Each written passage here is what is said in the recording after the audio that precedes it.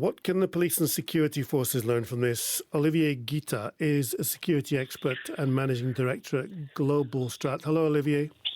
Hello. Are you surprised, first of all, at the news that Islamic State, they're claiming responsibility for the attack? Unfortunately not. We've seen a real increase of threats from Islamic State towards the UK since the end of 2015 and the intervention in Syria of the UK army. But also, if you've seen in the past 2 months, we had now, unfortunately, 2 attacks and a serious one that was foiled in Whitehall, and then a slew of major arrests. So, unfortunately, the rate of threats and attacks against the UK is increasing quickly. Olivier, the type of attacks are very different, aren't they? It must be very difficult to prepare. If you think of the Bataclan rifles, a man drives on the pavement in London, another man sets off a suicide backpack in Manchester. How do you protect against this? It's very difficult, but there are a couple of things. I would put to you that the attack in Westminster, for instance, is one that is very difficult to prevent. Because obviously it's very low sophisticated. It's a car and a knife. But the one yesterday, we have yet to see what security was like, but it was a clear target for many reasons. Obviously, Islamic State wanted in the past few months to hit children and teenagers, supposedly in their view in response to the children that are dying in Syria and Iraq. So yesterday's venue was ideal for them, especially that it was a concert. And you mentioned the Bataclan, but in the past year and a half, Islamic State has carried out 4 attacks against music/club venues in the world. So it is definitely something that could have been looked at much more carefully. Expand on that. The issue, so a couple of things that we have to guess is that compared to other attacks, it's much more difficult to get, as you said, a bomb inside an arena rather than somebody waiting after a concert and using a blade. That's number one. Number two is looking at what kind of intel that may have been coming in or not regarding a potential attack before the elections. And that's one thing that you have to remember also, is that following the French presidential elections attack on the Champs-Élysées, there was a huge red flag that Islamic State would try to attack the UK also in the run-up to the elections in June. And there will be, well, is there, in your opinion, any coincidence or no coincidence at all, given that this was 4 years after the attack on Lee Rigby? You are absolutely correct. I think it's no coincidence. We had the attack on Westminster for the 1-year anniversary of the Brussels attack. Jihadists rarely do things really by chance. So I think it's a strong message being sent as well.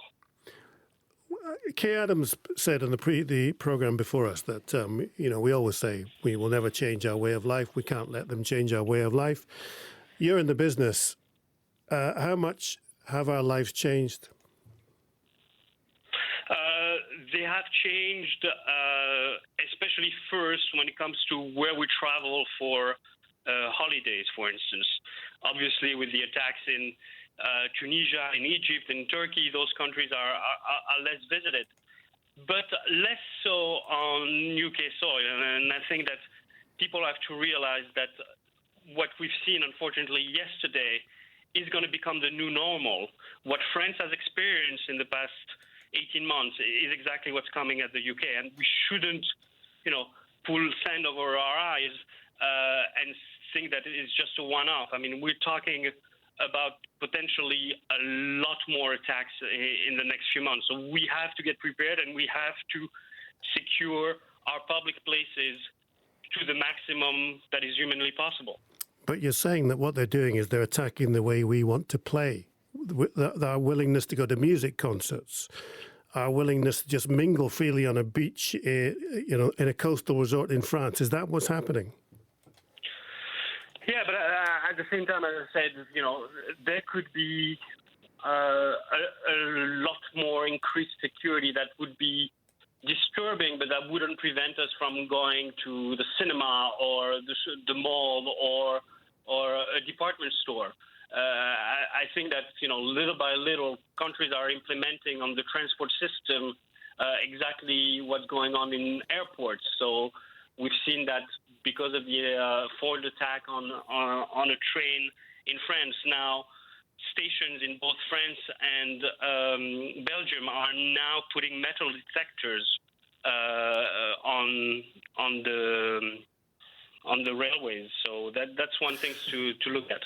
But aren't they just proving with this attack here, in its horror, that they don't have to get inside a venue at all? They can attack anybody outside a venue. Even if you're just in the foyer, they can attack thousands of people milling outside a venue.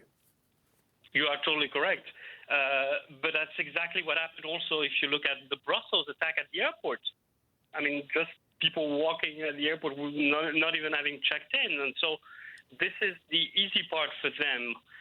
And that's why intelligence is key.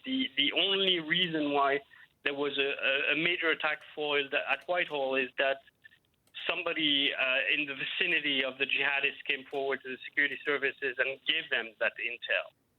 Otherwise, the attack would have gone through, unfortunately. So we have yet to know what this individual, who he was, if he was homegrown, if he was a returning jihadist, what kind of network he has behind. But most likely than not, people were aware of his intentions, and some of them didn't come forward. And we need that in order to foil those kind of attacks. Have a look at the next year or 2 years. What kinds of ways will we try to protect our countries, and what kinds of attacks do you see coming? Look, I would see metal detectors being installed in a lot more places around. In large department stores in London, and a little bit what you can see in Paris with the army patrolling the streets. So we could have that coming into the UK in the next 12 to 18 months. But at the same time, as I said, the jihadists are really going after something new and big.